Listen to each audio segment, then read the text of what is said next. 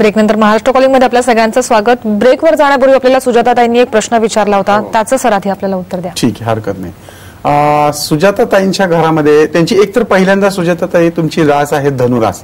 तशी धनुरास खूपच सत्यवादी, सात्विक आणि फटकळ बोलणारी आहे। धनु म्हणजे बाण, आणि बाण कसा असतो, तीक्ष्ण असतो। अर्थात तुम्हाला काही विचार तुमच्या घरातल्यांचे पटत नाही आणि त्यामुळे तुमच्या स्वभावामुळे सुद्धा थोड्याशा कटकटी या घरामध्ये निर्माण होऊ शकतात।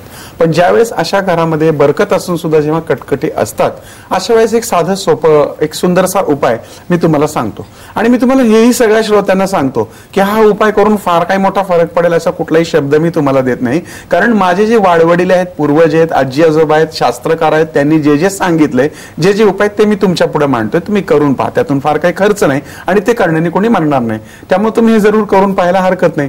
तुम्ही काय करा, तुमच्या घरातल्या सगळ्यांचे फोटो एकत्र एक ग्रुप फोटो काढा आणि तो ग्रुप फोटो घडी घालून एक चांदीची डबी घ्या, त्या डबीमध्ये मध भरा, त्या मधामध्ये तो फोटो बुडवून टाका, ती डबीचं झाकण लावा, त्याला 21 हिरव्या रंगाच्या लोकरीने गुंडाळ्या मारून 21 गाठी मारा त्याला, आणि नंतर तुमचा एखादी जुनं म्हणजे साडी असेल किंवा तुमच्या वापरातला जो कपडा असेल त्यामध्ये ती गुंडाळून ठेवून तुम्ही तुमच्या कपाटामध्ये ठेवून द्या, तुम्हाला खूप चांगला अनुभव येईल। याशिवाय मिठाच्या पाण्याने फरशा पुसा, घरातल्या कटकटी कमी होतात।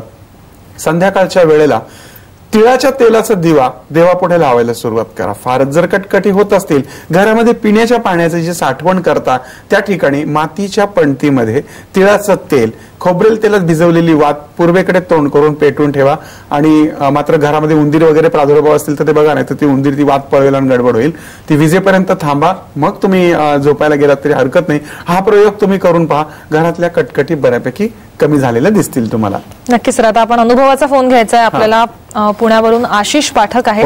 आशिष जी, सांगा तुमचा अनुभव। नमस्कार गुरुजी, नमस्कार, पाठक बोलतोय। बोला बोला। योगीराज हॉल तळेगाव। बरोबर, बोला। काही नाही, आपले आभार मानायला फोन केला होता। हा, आपण 8 वर्षापूर्वी योगीराज हॉलला भेट दिली होती। बरोबर। आणि त्या भेटी दरम्यान काही आपण तोडगे सांगितले, हो, आणि ते तोडगे आम्ही इकडे केले। तेव्हापासून व्यवसायात खूप वाढ झालेली आहे आणि आपण जे जे काही तोडगे सांगितले त्याचा अनुभव खूपच छान आलेला आहे। बरोबर। पण खास आपले आभार मानण्यासाठी म्हणून आम्ही फोन केला होता, आणि त्याचबरोबर मी साम टीव्हीचाही आभार मानतो की साम टीव्ही छान माहितीचा कार्यक्रम सगळ्या लोकांपर्यंत पोहोचवती आहे, त्यामुळे साम टीव्हीचाही आभार यासाठी म्हणून मी मुद्दाम आभार मानण्यासाठी म्हणून फोन केला होता आपल्या। 21 तारखेला आपला कार्यक्रम आहे योगीराज हॉल तळेगावला, तर तेव्हा सगळ्यांना निमंत्रण पण करायचं आहे त्या कार्यक्रमात। तर तुमचे आशीर्वाद आणि मार्गदर्शन असंच योगीराज हॉलला सदोदित असू दे। साधारण 7-8 वर्षापूर्वी योगीराज हा जो हॉल आहे हा तळेगाव दाभाडेमध्ये आहे। अतिशय सुंदर अशी सिस्टमॅटिक सेवा आहे, खूप सुंदर जेवण आहे त्या ठिकाणी, लग्न खूप छान, अतिशय शिस्तबद्ध अशा पद्धतीने यांच्याकडे कार्यक्रम होतात। आता गंमत अशी झाली होती की प्रत्येकाच्या माणसाच्या जीवनामध्ये काही ना काहीतरी पॅच येत असतो, अशाच पद्धतीने 7.5च्या पॅच मध्ये ही मंडळी मला भेटायला आली होती आणि त्यामध्ये वास्तूमध्ये केलेले बदल आणि त्यांना सांगितलेले उपाय यामुळे त्यांना खूप चांगले अनुभव आले। आणि विशेष म्हणजे उद्याच्या 21 तारखेला त्यांनी योगीराज हॉल तळेगाव दाभाडे या ठिकाणी योगीराज फाउंडेशनच्या वतीनं आपला आनंदी वास्तू हा कार्यक्रम ठेवलेला आहे। आणि पुणे, तळेगाव दाभाडे आणि पिंपरी चिंचवड परिसरातल्या मंडळींनी तळेगाव दाभाडे इथल्या योगीराज हॉल या ठिकाणी आनंदी वास्तू हा कार्यक्रम संध्याकाळी ठेवलेला आहे 6 वाजता, तर जरूर त्याचा लाभ घ्यावा। याशिवाय मुंबईकरांसाठी सुद्धा एक आनंदाची बातमी आहे, लवकरच म्हणजे 29 मार्चला, फेब्रुवारी नाही बरं का, फेब्रुवारीला 29 तारीख नाही, मार्चच्या 29 तारखेला ठाण्याला गडकरी रंगायतनमध्ये सुद्धा सकाळी 11 वाजता कार्यक्रमाच्या आयोजनासाठीचे प्रयत्न चालू आहेत। याशिवाय आष्टा या ठिकाणी झुंजारराव दादांच्या युवा मंचाच्या वतीनं कार्यक्रम नुकताच झाला, 3,500 ते 4,000 लोक कार्यक्रमाला होते। त्यानंतर कसबा सांगावला कार्यक्रम झाला, प्रचंड प्रतिसाद। त्यानंतर वडूजला कार्यक्रम झाला सातारा। मला आश्चर्य या गोष्टीचं वाटतं की ग्रामीण भाग असून सुद्धा त्या ठिकाणी 2-2, 3-3 हजार लोक माझा हा आनंदी वास्तू कार्यक्रम पाहायला येतात, आणि त्याचं निश्चितच श्रेय वास्तुशास्त्रालाही आहे आणि आपल्या साम टीव्हीला सुद्धा आहे। नक्कीच सर, आभार तुमचे। सर, आपल्याला मेल वरूनही अनेक प्रश्न येतात। नाशिक वरून एक रंजनाताई आहेत, त्यांनी असं म्हटलं की त्यांच्या लग्नाला 3 वर्ष पूर्ण झालेली आहेत, पण लग्नाच्या पहिल्या दिवसापासून ते दोघे जण भावा बहिणीसारखे राहतात. त्यांची अशी मनापासून इच्छा आहे की आपला पती नक्की सुधारेल, पण मग तुम्ही त्यांना काय मार्गदर्शन करा? बरोबर. रंजनाताईंचा जो मेल आलेला आहे त्या मेल मध्ये त्यांनी दोघांच्याही पत्रिका मला पाठवलेल्या आहेत. त्या दोघांच्या पत्रिका पाहिल्या तर पत्रिकांमध्ये पत्रिका जमत नाही असं नाहीये, पत्रिका जमतायत.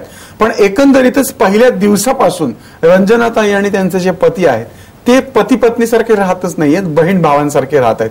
याचाच अर्थ त्यांच्यामध्ये कुठल्याही प्रकारचा कम्युनिकेशन नाही. एकमेकांशी ते खूप छान बोलतात, जेवतात, उठतात, खातात, बसतात, पण पुढे त्यांचा प्रपंच कसा वाढणार असा प्रश्न त्यांना पडलाय. आणि विशेष म्हणजे त्यांचं मनापासून प्रेम त्यांच्या पतीवर आहे, त्यांना सोडायचं नाहीये.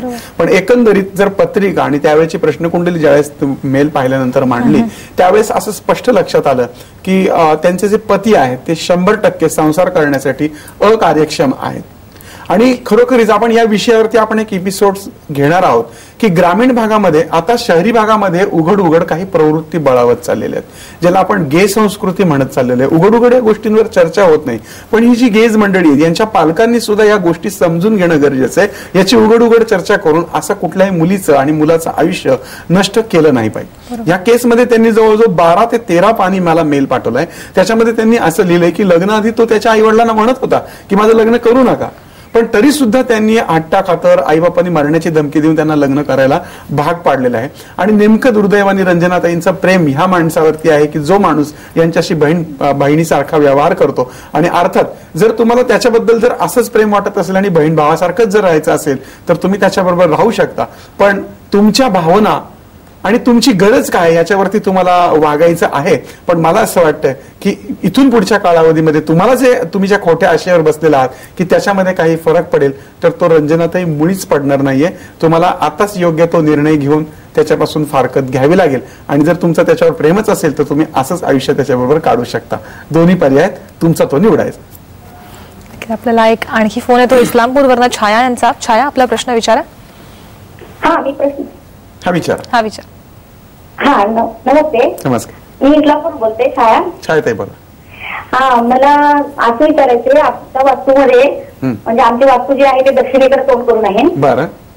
मग त्यात पैशाची आहे कपाट ते कुठल्या बाजूला तोंड करून ठेवावं? छायाताई मला हे सांग की दक्षिण दिशेला कुठे तोंड करून आहे? घराचा दरवाजा कुठे आहे? दक्षिण आग्नेयला आहे, दक्षिण मध्ये? नाही, मेन दरवाजा मी इकडे पूर्वेकडे तोंड करून केलेला आहे. मग दक्षिण काय?